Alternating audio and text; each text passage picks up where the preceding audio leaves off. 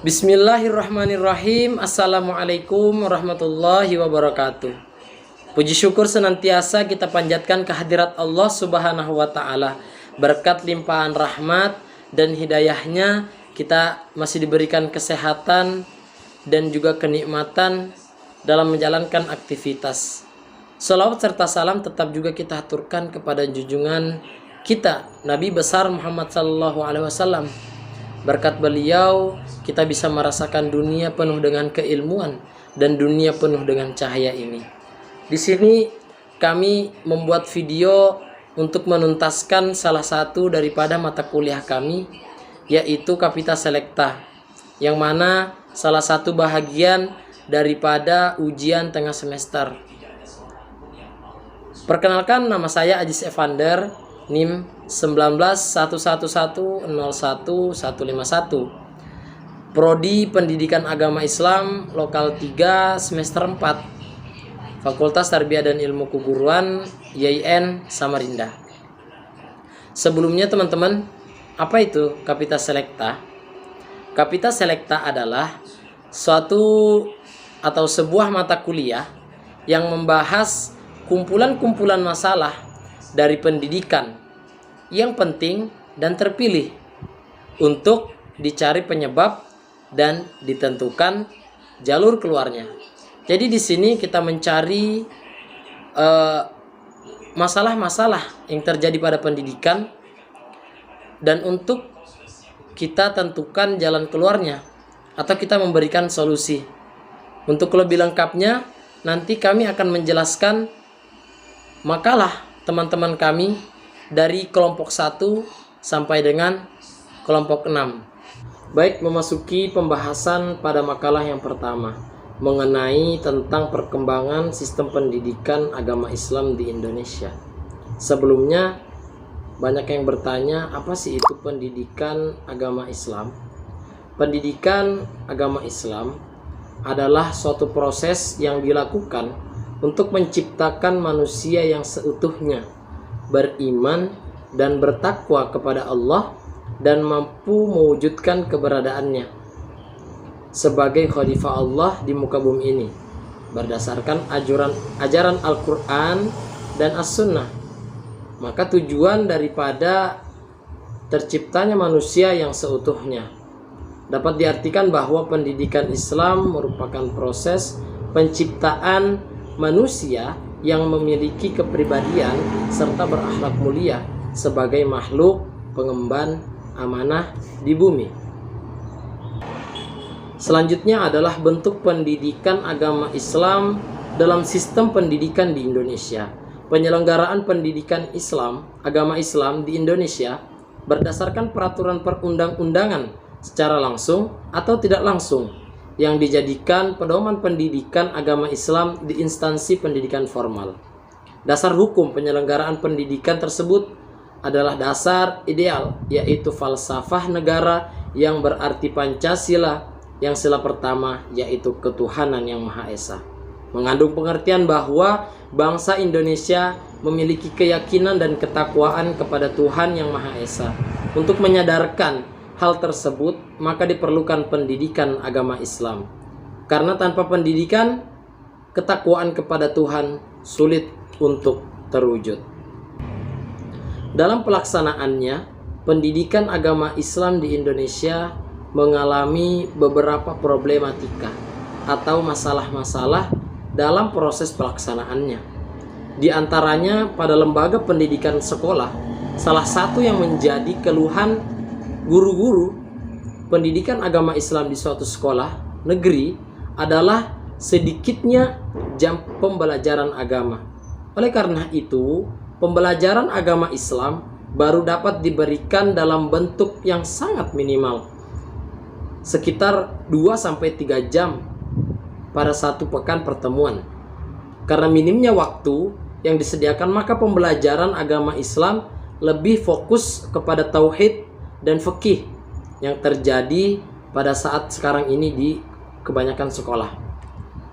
Sedangkan untuk pembelajaran bahasa Arab hampir tidak tersentuh oleh guru agama, kecuali bagi sekolah-sekolah yang menjadikan bahasa Arab sebagai program kurikulum lokalnya.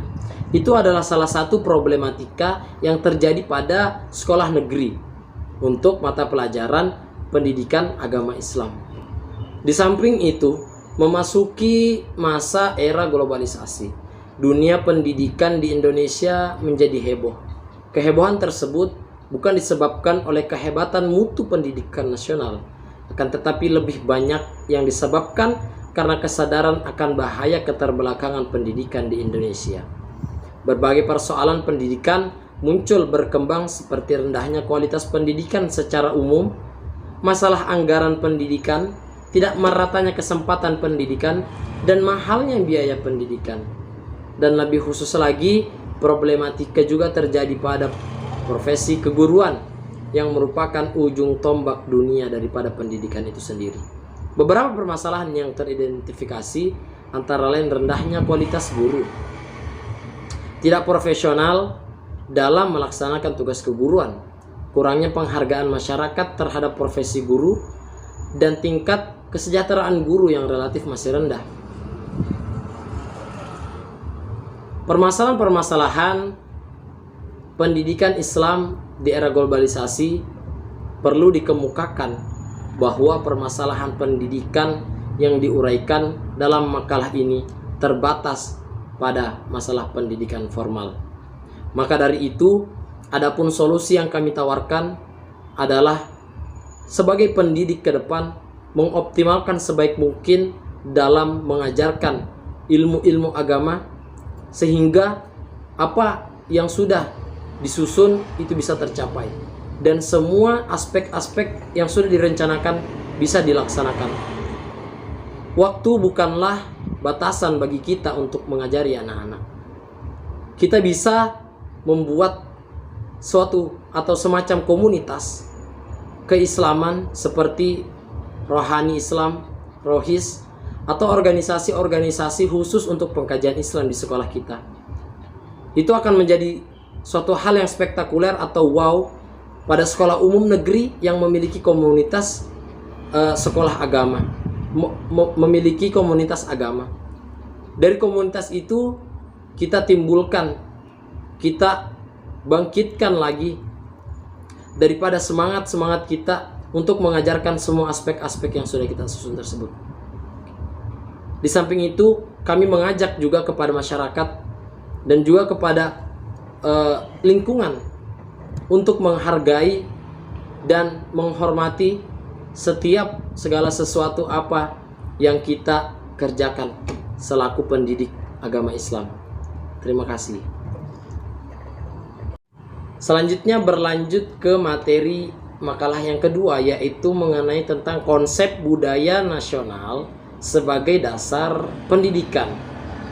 Sebelum kita masuki problematika yang terjadi pada budaya dan pendidikan agama Islam ini, kita harus mengetahui dulu apa sih itu pengertian daripada kebudayaan nasional itu sendiri. Banyak yang bertanya-tanya dan banyak yang masih bingung. Bisa kami katakan seperti ini. Kebudayaan nasional adalah suatu budaya yang dihasilkan oleh masyarakat yang dibanggakan, yang memiliki ciri khas bangsa dan memberi identitas warga, serta menciptakan suatu diri, suatu jati diri bangsa yang kuat. Jadi kebudayaan nasional ini adalah suatu ciri khas, kekhasan atau ciri khas daripada bangsa itu sendiri. Setiap bangsa memiliki ciri khasnya masing-masing. Setiap bangsa memiliki identitasnya masing-masing. Dan Indonesia pun memiliki kebudayaan serta ciri khasnya yang menjadikan suatu jati diri sehingga bangsa ini menjadi kuat. Selanjutnya, teman-teman banyak juga yang bertanya mengenai apa sih hubungan daripada budaya dan pendidikan itu sendiri. Ternyata budaya dan pendidikan itu saling berkaitan erat. Dengan adanya budaya, maka pendidikan itu akan sempurna. Seperti yang kami katakan tadi di atas. Kenapa budaya itu menjadi penyempurna daripada pendidikan itu sendiri? Karena budaya itu merupakan ciri khas, merupakan jati diri dari bangsa ini. Sehingga inilah yang menjadi jati diri pendidikan Indonesia, yaitu kebudayaan yang terbentuk di Indonesia. Bayangkan saja teman-teman, jika pendidikan di Indonesia ini tidak ada budaya, maka kemungkinan besar peserta didik itu tidak akan memiliki moral dan norma, karena tidak ada landasannya. Sikap anak dalam hal pendidikan akan rusak. Lalu bagaimana budaya dapat menjadi dasar daripada pendidikan itu? Budaya dapat menjadi dasar daripada pendidikan itu melalui aspek-aspek dan potensi-potensi yang menoponi pendidikan itu sendiri. Yang pertama adalah potensi cipta. Teman-teman, potensi cipta merupakan kemampuan berpikir yang menimbulkan ilmu pengetahuan. Misalnya seorang anak nih lah ingin menjadi siswa teladan, ingin ranking 1, maka dia itu tidak akan berpikir datang terlambat, berarti dia harus datang tepat waktu, dan dia selalu mengerjakan tugas di sekolah agar dia tadi itu bisa menjadi siswa teladan. Yang kedua adalah potensi rasa. Di sini adalah selera yang ada pada diri atau minat dan bakat daripada setiap anak didik. Setiap anak itu pasti memiliki potensi.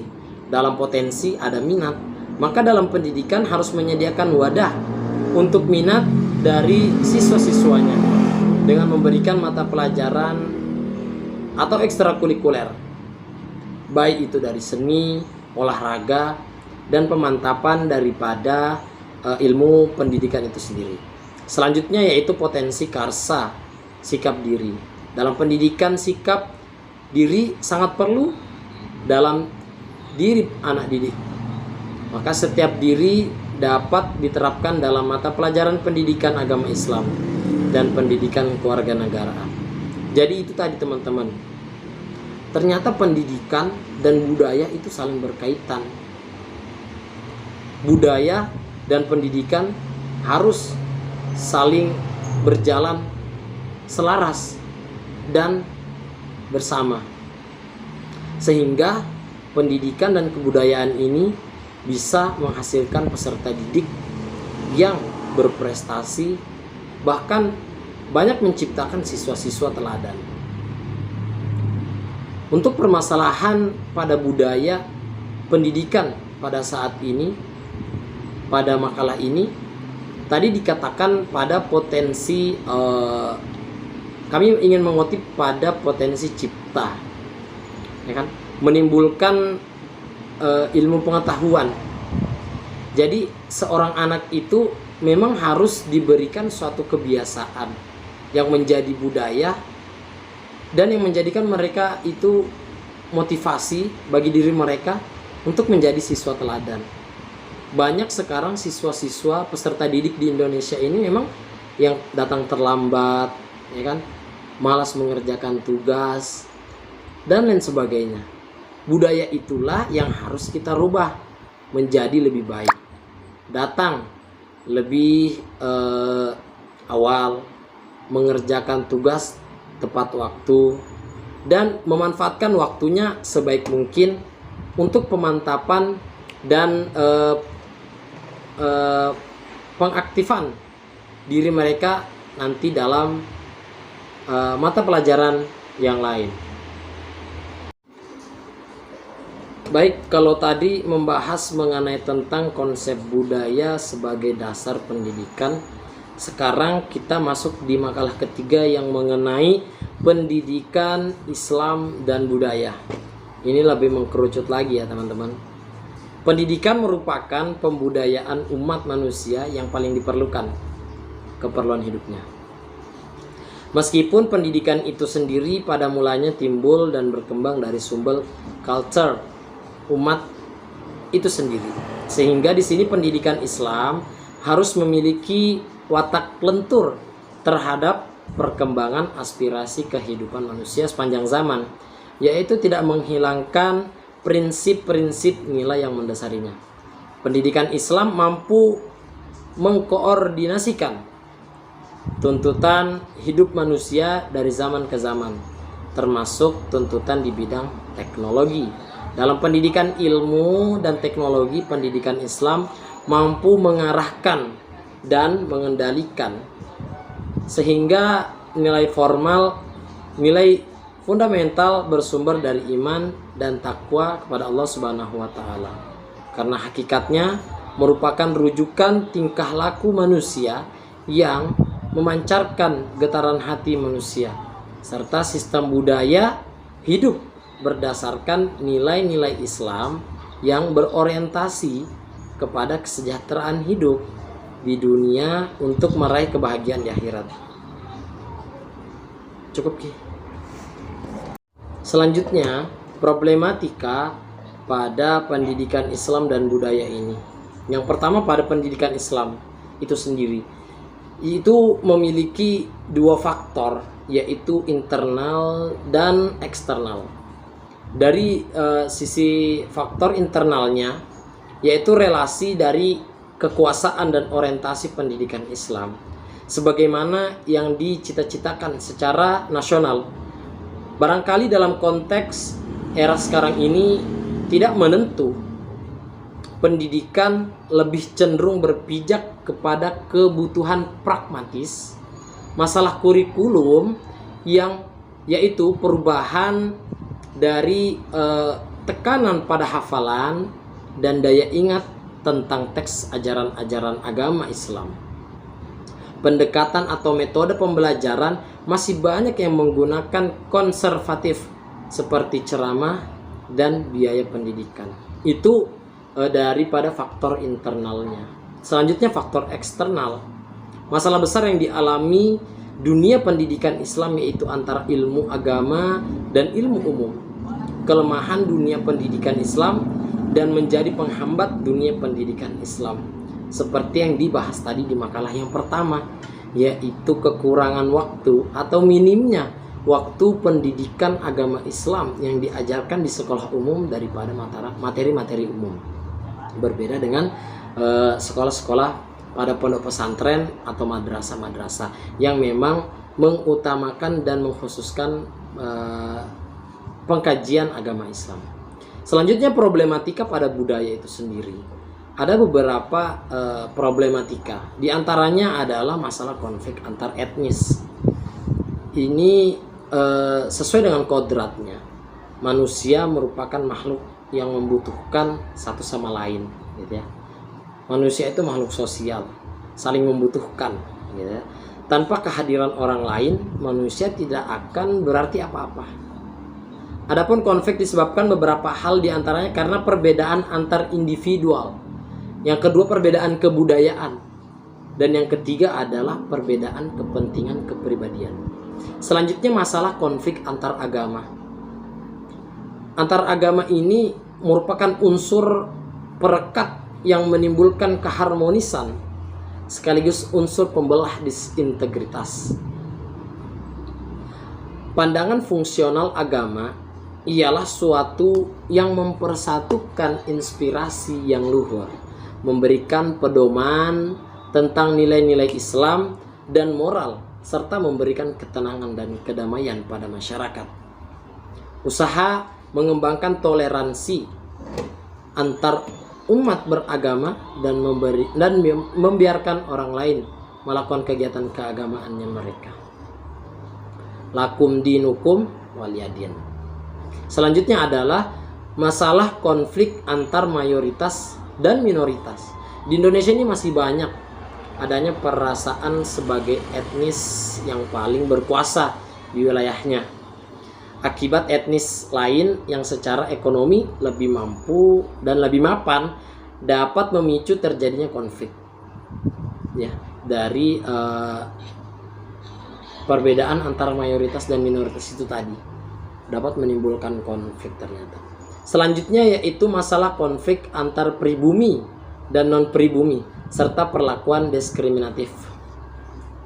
Itu tadi teman-teman masalah-masalah daripada kebudayaan di bangsa kita Indonesia ini. Memang Indonesia itu sangat kaya akan budayanya, dari bahasa, dari suku, dari kebudayaan dan lain-lain sebagainya. Itu Indonesia sangat kaya. Akan tetapi kunci daripada ini semua adalah toleransi, teman-teman. Kita saling menghormati dan menghargai.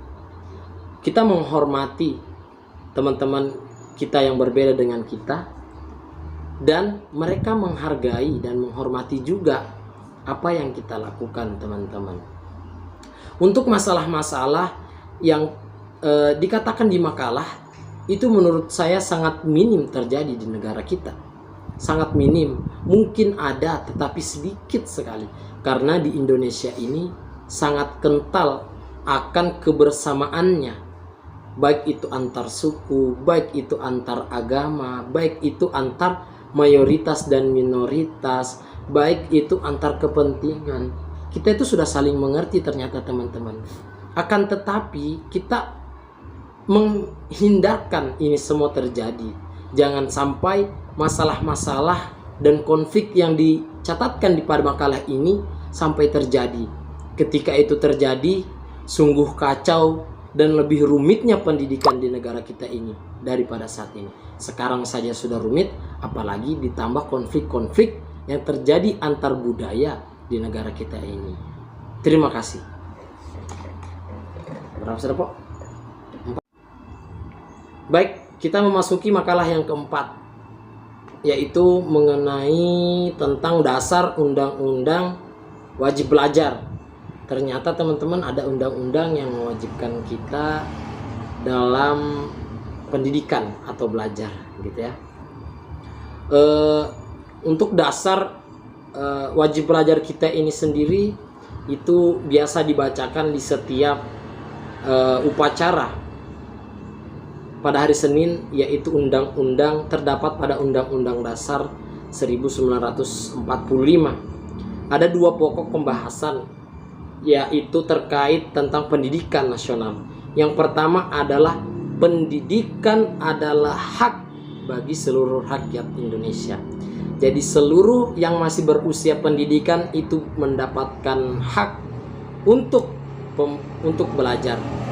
Akan tetapi kenyataannya banyak anak-anak seusia kita, seusia adik-adik kita itu tidak belajar karena berbagai macam faktor.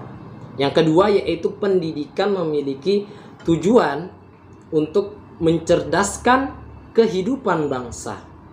Dari hak mendapatkan pendidikan dengan tujuan mencerdaskan kehidupan bangsa, ya. Jadi pendidikan itu tujuannya untuk mencerdaskan kehidupan bangsa. Semoga negara kita ini bisa mencerdaskan kehidupan bangsa dengan memberikan hak-hak kepada seluruh rakyat Indonesia memiliki hak pendidikan itu sendiri.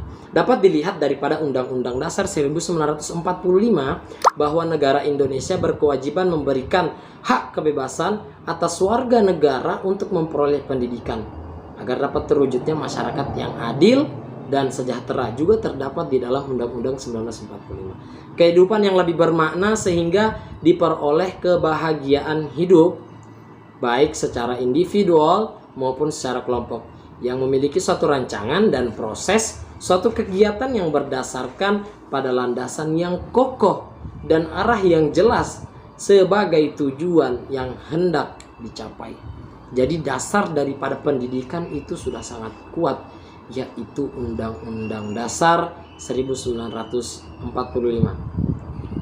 Ini yang sering ramai dibicarakan mengenai tentang komponen pendidikan nasional, meliputi lingkungan, sarana prasarana, sumber daya, dan masyarakat. Ini adalah komponen yang sangat penting, gitu ya. Untuk masalah lingkungan, sarana prasarana, sumber daya, dan masyarakat itu semua memiliki pengaruh dalam pendidikan. Maka dari itu, dari semuanya ini harus saling keterkaitan dan bekerja sama. Jika tidak adanya kerjasama antar komponen tersebut, maka dapat dipastikan bahwa tujuan yang ingin dicapai tidak dapat berjalan dengan semestinya. Tujuan yang diinginkan undang-undang tadi itu mencerdaskan kehidupan bangsa itu tidak akan tercapai apabila empat komponen ini tidak bisa saling bekerja sama. Begitu teman-teman. Tujuan daripada program pendidikan wajib 9 tahun belajar ini adalah merangsang aspirasi orang tua dan anak yang mana diharapkan dapat meningkatkan produktivitas kerja penduduk secara nasional. Seperti tadi yang saya katakan di atas gitu. Nah, kenapa hanya SD dan SMP saja? Adapun ada pengecualian ternyata teman-teman. Adapun program wajib 12 tahun belajar yang sudah masuk di SMA ini ialah bagian dari upaya peningkatan mutu pendidikan. Pendidikan dasar dan menengah masih memiliki kendala dan masalah yang terkait dengan mutu dan hasil pembelajaran, yang mana sekolah berfungsi sebagai tempat belajar dan memiliki kewajiban dalam menyelenggarakan pengalaman pembelajaran yang bermutu bagi peserta didik. Selain itu, mutu pendidikan sangat ditentukan oleh mutu hasil pembelajaran.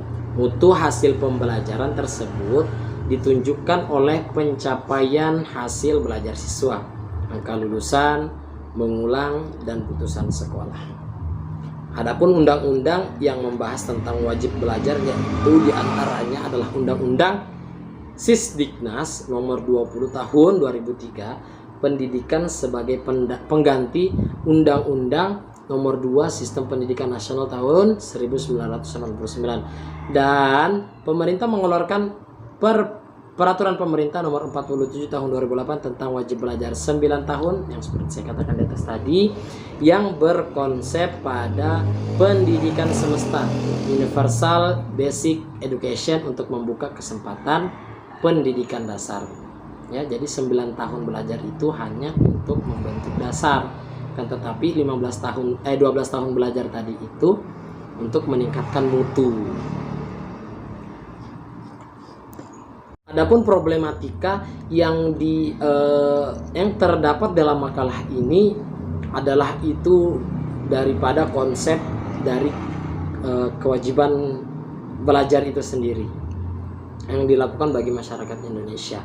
Hal ini berarti jika masa wajib belajar itu semakin tinggi, maka semakin maju pula perkembangan bangsa dan negara, karena tadi diwajibkan pendidikan itu sendiri. Tetapi realitasnya teman-teman, kita melihat hanya beberapa saja masyarakat ini yang maju dan mampu yang dapat melaksanakan tugas ini. Tidak dipungkiri bahwa kedudukan pendidikan dasar yang juga banyak terkait dengan peningkatan sumber daya manusia dan tarif seluruh warga negara yang dibuktikan dari siklus hubungan antara kesehatan, pendidikan, serta tarif hidup atau kehidupan ekonomi. Pendidikan dasar yang berkualitas adalah suatu syarat mutlak bagi pengembangan masyarakat yang sadar akan hak dan kewajibannya. Tetapi bagaimana dengan permasalahan pengembangan pendidikan di masyarakat daerah tertinggal, semisal pada daerah pedalaman, daerah kumuh, perkotaan, yang disebabkan oleh kondisi lingkungan fisik dan sosial yang tidak kondusif itu teman-teman. Jadi ini merupakan PR besar bagi kita juga teman-teman dalam menghadapi problematika ini, ya kan. Program wajib 9 tahun belajar ini ternyata masih banyak mengalami problematika, di antaranya bagi teman-teman kita yang di pelosok sana. Dari aspek-aspek di atas tadi itu teman-teman, di antaranya adalah sarana dan prasarana teman-teman. Sarana prasarana pendukung pendidikan ini itu tidak akan sampai ke pedalaman tersebut. Bagaimana kita ingin merealisasikan, kita ingin mewujudkan apa yang diinginkan undang-undang, akan tetapi aspek-aspek tadi yang 4 tadi dikatakan di awal itu terhambat teman-teman. Itu menjadi PR bagi kita semua. Mari kita tingkatkan mutu pendidikan di Indonesia ini dengan cara sekreatif mungkin. Sudah banyak cara yang dilakukan. Orang pedalaman bukan mesti dia tidak bisa mendapatkan pendidikan, akan tetapi mereka, pola pikir mereka bisa kita rubah. kalian yang berada di pedalaman, yang memiliki keterbatasan, ingin mendapatkan pendidikan yang layak, marilah keluar dari zona kekurangan tersebut untuk masuk di sekolah-sekolah yang berada di kecamatan yang cukup besar. Dalam artian yang tidak dapat dilingkup atau tidak dapat dicakupi oleh pemerintah, paling tidak kita bisa mencari sekolah yang bisa dicakupi oleh pemerintah. Akan tetapi itu sangat sulit, dan ini menjadi tugas dan beban daripada kita semua calon pendidik untuk mencarikan selalu mencarikan celah daripada problematika pendidikan wajib belajar ini. Begitu teman-teman, terima kasih. Baik, selanjutnya memasuki makalah yang kelima, yaitu mengenai memahami makna daripada pendidikan Islam itu sendiri. Apa sih makna dari pendidikan Islam itu sendiri? Banyak ahli-ahli yang sudah menafsirkan mengenai tentang pendidikan Islam itu sendiri. Secara garis besar dapat kami katakan bahwa pendidikan Islam adalah suatu proses bimbingan dan pengarahan yang dilakukan secara terencana, bertahap oleh seseorang yang lebih dewasa kepada terdidik atau anak didik agar memiliki kepribadian muslim sesuai dengan potensi yang dimiliki masing-masing. Selanjutnya adalah pendidikan Islam sebagai lembaga. Pendidikan Islam berlangsung melalui proses operasional menuju tujuannya, memerlukan model dan sistem yang konsisten yang dapat mendukung nilai-nilai moral spiritual yang melandasinya. Jadi untuk menuju atau untuk tercapainya cita-cita atau tujuan yang sudah diinginkan itu, kita harus menyiapkan model dan juga sistem yang konsisten, dalam artian tidak berubah. Boleh berubah mengikuti perkembangan zaman, akan tetapi tetap satu server atau satu tujuan, agar tidak terlalu jauh keluar daripada maknanya atau konsep yang dari awal tersebut. Ada 3 komponen dasar yang harus dibahas dalam teori pendidikan Islam ini, yang pada gilirannya dapat dibuktikan valid atau enggaknya dalam operasional, yaitu yang pertama mengenai tentang tujuan pendidikan Islam. Tujuan pendidikan Islam harus dirumuskan dan ditetapkan secara jelas dan sama bagi seluruh umat Islam, sehingga bersifat universal. Meskipun tujuan pendidikan itu beridealitas tinggi, namun bila metode dan materinya tidak memadai, maka proses kependidikan tersebut akan mengalami kegagalan. Ya, itu dalam proses perumusan dan penetapan itu ternyata teman-teman harus merata agar dia bersifat universal, ya teman-teman. Selanjutnya yang kedua yaitu metode. Metode pendidikan Islam yang kita ciptakan harus berfungsi secara efektif dalam proses pencapaian tujuan pendidikan Islam itu. Komprehensif daripada tujuan pendidikan itu harus paralel dengan keanekaragaman metode, mulai dari metode verbal, simbolis, sampai kepada berinteraksi langsung dengan situasi belajar mengajar. Misalnya kegiatan dengan berdiskusi. Metode, banyak macam metode yang bisa kita lakukan dalam memahamkan suatu materi kepada siswa kita masing-masing. Selanjutnya adalah irama gerak yang harmonis antara metode dan tujuan pendidikan. Dalam proses mengalami vakum bila tanpa kehadiran nilai atau ide, secara prinsip yang diwujudkan dalam kurikulum mengandung makna sebagai petunjuk ke arah pengembangan kualitas hidup manusia selaku khalifah di atas bumi. yang memiliki kepribadian yang utuh dan hidup mental rohani. Pendidikan Islam memiliki tujuan pokok, yaitu membentuk pribadi muslim. Daripada makalah yang pertama sudah dijelaskan, daripada awal makalah yang kelima ini juga sudah dijelaskan untuk membentuk pribadi muslim. Tetapi pribadi muslim yang dimaksud itu seperti apa gitu ya? Pribadi yang segala dimensi kehidupannya senantiasa diwarnai oleh nilai-nilai Islam. Pribadi yang dalam segala dimensi kehidupan diwarnai oleh nilai-nilai Islam inilah yang disebut dengan pribadi akhlakul karimah. Ternyata mengarah ke situ, teman-teman. Hakikat tujuan pendidikan Islam adalah membentuk manusia berkepribadian muslim. Maka kurikulum dan pelaksanaan pendidikan Islam sangat menekankan pentingnya penanaman nilai-nilai moral agama Islam. Isi kurikulum dan tata cara pelaksanaan pendidikan Islam boleh jadi bersifat variatif, tetapi nilai-nilai Islam tetap dikedepankan atau dihadirkan sebagai pengontrol operasional pendidikan.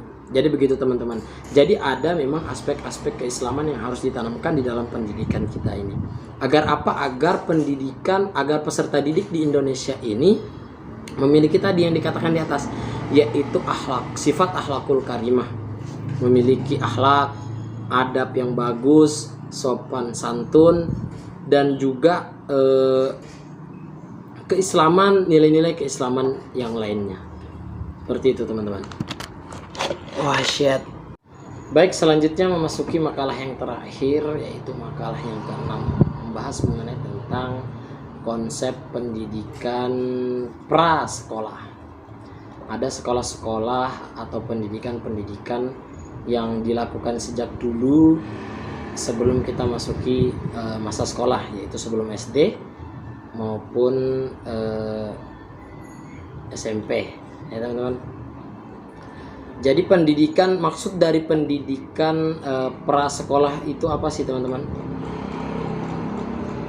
Maksud daripada pendidikan prasekolah itu adalah pendidikan untuk membantu pertumbuhan dan perkembangan jasmani dan rohani anak didik di lingkungan keluarga sebelum memasuki pendidikan dasar. Seperti yang saya katakan di atas tadi ya. Yang diselenggarakan di jalur pendidikan sekolah atau di jalur pendidikan di luar sekolah. Itu ada PAUD biasanya, ada TK, dan juga ada sekolah-sekolah private prasekolah lainnya. Selanjutnya, pendidikan prasekolah antara lain meliputi pendidikan taman kanak-kanak seperti yang saya katakan tadi ya, TK, terdapat di jalur sekolah, dan kelompok bermain KB, serta penitipan anak di jalur luar sekolah. Taman kanak-kanak diperuntukkan untuk anak usia 5 dan 6 tahun untuk 1 dan atau 2 tahun pendidikan. Sementara kelompok bermain atau penitipan anak diperuntukkan anak paling sedikit berusia 3 tahun. Jadi pendidikan itu sudah bisa didapatkan sedini mungkin ternyata. Adapun tujuannya dari pendidikan prasekolah ini adalah yang tercatat pada Undang-Undang pasal 3 pada tujuan pendidikan prasekolah menurut pasal 3 peraturan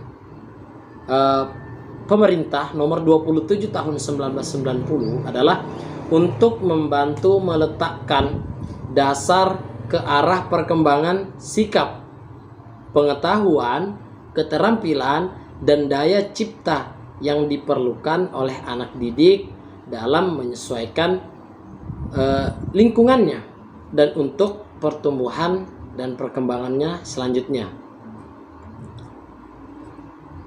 Menurut Marison, ada beberapa sasaran pendidikan prasekolah, yaitu mendukung dan mengembangkan kemampuan bawaan anak, mengantarkan pada tingkat kesehatan prima, mendapatkan solusi atas tekanan masalah sosial, memajukan kemampuan melek huruf dan matematika sejak dini, dan mempersiapkan anak untuk membaca. Dalam kurikulum berbasis kompetensi tahun 2004, tujuan TK sebagai saran pendidik adalah untuk membantu anak-anak didik mengembangkan berbagai potensi baik psikis dan fisik yang meliputi moral dan nilai-nilai agama, sosial, emosional, kognitif, bahasa, fisik, dan motorik. Manfaat daripada pendidikan prasekolah ini adalah yang pertama, membantu pembentukan struktur otak anak. Karena itu masih sangat dini ya teman-teman, masih sangat dini anak-anak itu. Jadi strukturnya disusun sejak dini juga, sejak awal, agar nanti pembentukannya itu mengarah menuju lebih baik lagi. Yang kedua adalah memiliki pencapaian akademis lebih baik. Yang ketiga adalah sebagai tambahan aktivitas harian anak yang lebih berstruktur. Kan anak-anak di usia 4-5 tahun itu mereka asik dengan dunianya masing-masing. Kenapa tidak untuk dibawa dan dibiasakan kepada aktivitas-aktivitas yang lebih terstruktur, di mana di pendidikan kelompok bermain, PAUD dan TK itu kan mereka mendapatkan pendidikan yang dini, mengenal huruf, mengenal angka, mengenal hewan, mengenal benda dan lain-lain sebagainya. Selanjutnya adalah prasekolah merupakan langkah yang penting memperluas lingkungan fisik, kognitif, dan sosial anak. Saat ini dengan jumlah yang belum pernah ada sebelumnya, anak usia 4 tahun bahkan yang berusia 3 tahun telah didaftarkan ke pendidikan masa kanak-kanak awal, transisi ke taman kanak-kanak, dan awal sekolah yang sebenarnya merupakan langkah penting lainnya. Baik, itu tadi penyampaian pemahaman saya mengenai makalah daripada kelompok yang pertama sampai dengan kelompok yang ke-6. Berbagai macam problematika yang terjadi pada pendidikan di Indonesia ini, pendidikan-pendidikan yang dikhususkan seperti pengertian Kapita Selecta itu sendiri. Yang ingin kami katakan adalah permasalahan itu akan tetap menjadi permasalahan apabila diabaikan begitu saja. Akan tetapi permasalahan itu akan selesai, bahkan menjadi poin yang lebih baik apabila permasalahan itu dijadikan pembelajaran dan dijadikan motivasi agar kedepannya bisa menjadi lebih baik lagi. Semangat untuk teman-teman seperjuangan dalam menuntaskan setiap poin-poin daripada mata kuliah ini. Tugas dan beban kita ke depan itu sangat berat, yaitu seperti yang dikatakan oleh Undang-Undang Dasar 1945, yaitu mencerdaskan kehidupan bangsa. Sekian dari saya. Banyak kata yang khilaf, banyak kata yang salah, itu datang dari pribadi kami sendiri, dan kesempurnaan itu hanya milik Allah Subhanahu wa taala. Wabillahi taufiq wal hidayah. Wassalamualaikum warahmatullahi wabarakatuh.